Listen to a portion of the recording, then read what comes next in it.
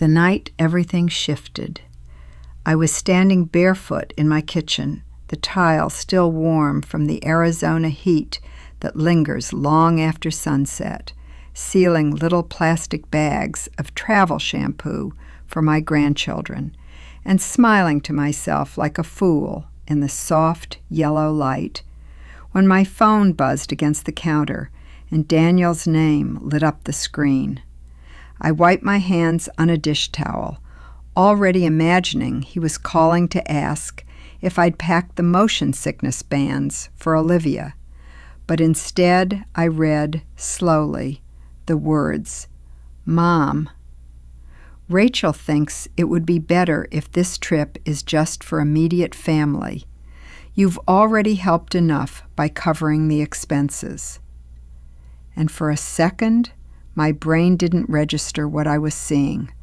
Like when you miss a step in the dark and your body drops half an inch and you think, "Whoa, what was that?" And then the meaning lands, heavy and unmistakable. Immediate family. I actually let out a small laugh. Not a happy one, more like a confused, disbelieving, "Ha, what?" Because 3 years of scrimping and saving had apparently demoted me from mother to financier.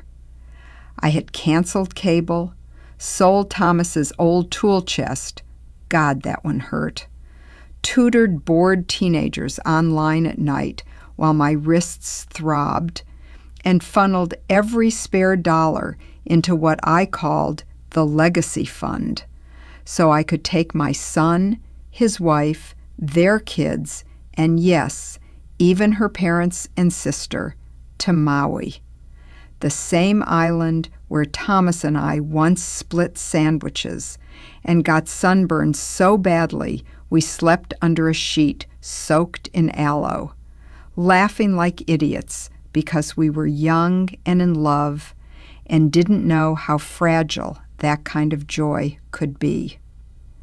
I remember sitting down at the kitchen table after reading that message, my legs suddenly unsteady, staring at the little pile of custom T-shirts I'd ordered with everyone's names printed in blue, and feeling this slow burn crawl up my chest. Not just anger, not even sadness, but humiliation, that quiet, "oh shit," realization that I had been included only as long as my credit card was. I told myself there must be some misunderstanding, so the next morning I opened the itinerary they'd forwarded without comment, and there it was in black and white. 8 passengers, 8 boarding passes, 8 names neatly typed, and not one of them mine. No Eleanor, no Mom, no Grandma, just a clean erasure, like I had never existed in the planning at all. And that's when the truth hit me with a strange, almost clinical clarity. I wasn't forgotten. I was excluded. And that difference sliced deeper because it meant someone had looked at a list and decided I didn't belong on it. Rachel called later that afternoon in that syrupy voice she uses when she's trying to manage optics, chirping about final payments and asking if everything was set on my end. And I asked very calmly if I should still bring the lavender candle I'd bought to light for Thomas on the beach. And there was this pause, this awkward shuffle in her tone before she said, "Oh, we weren't planning anything like that." And in that tiny silence, I felt something inside me go still, like a lake after a stone sinks. So I opened my laptop, logged into the Legacy Fund account, sole owner, sole authorization, Every flight and villa and excursion linked directly to me. And I hovered over the option that read, Freeze Transactions, my finger trembling not from fear, but from the weight of what it meant. I didn't click it right away. I sat there listening to the clock tick, thinking about every birthday cake I'd baked, every babysitting weekend so they could reconnect, every holiday where I footed the bill because things are tight right now. And I realized generosity without respect isn't love, it's convenience. And I had become convenient. The morning of their flight, I woke before sunrise, made chamomile tea, and watched the sky lighten from navy to pink while imagining them loading suitcases into an Uber, straw hats and airport selfies, probably laughing, probably assuming everything was handled because I always handled everything. And at 8:12 a.m., when I knew they'd be standing at the check-in counter, confident and unbothered, I pressed the button. One click, a small confirmation box, all linked transactions will be disabled immediately. And I hit confirm. And that was it.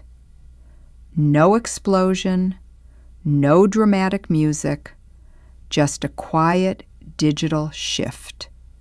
Status frozen. The first text came within minutes. Mom, card's declining. Can you check? Then another, then a call, and I could practically see Daniel running a hand through his hair, trying to smile through embarrassment, while Rachel whispered urgently beside him. Part of me felt a pang when he wrote, "The kids are confused," because I love those children more than my own pride. But another part of me thought, maybe this is the moment they learn that Grandma is a person, not an ATM. And I set the phone face down and let it ring, my heart pounding but steady, like I was holding a line I should have drawn years ago. By the time the airline auto-canceled the tickets and the villa reversed the booking, my inbox filled with notifications of refunded deposits flowing back into my account. And instead of triumph, I felt relief, deep, grounding relief, like exhaling after holding your breath for too long. That afternoon, I pulled out a notebook and began writing names of women I knew who had given their whole lives to others and been quietly sidelined. Margaret, whose son hadn't visited in 4 years. Irene, who still set a place for her late husband at Sunday dinner. Delilah, who slept on a cot beside her disabled brother's hospital bed. Gloria, who once admitted she had never seen the ocean. And as I called them one by one and said, "How would you feel about a week in Maui?" I heard disbelief turn into laughter, then into tears. And I swear I felt Thomas somewhere in that moment, like he was nodding, like he was saying, "Yes, this is what you meant by legacy." 2 months later, we stood together on a lanai overlooking the water, 7 women with wind in our hair and no one asking us to shrink or justify our presence. And when we placed Thomas's framed photograph at the center of the dinner table, no one suggested moving it aside. We lit candles and shared the things we wished someone had told us at 30. You're allowed to rest. You don't have to beg for inclusion. You are not too much. And I laughed, real laughter this time, the kind that surprises you out of your own heaviness, and thought, wow, this is what belonging feels like. When Daniel finally emailed after they returned home, careful and vague, and asking if I might consider returning part of the deposit because they had rebooked things on credit, I read it slowly and felt something close to pity rather than rage. Because the saddest part wasn't that they lost a vacation.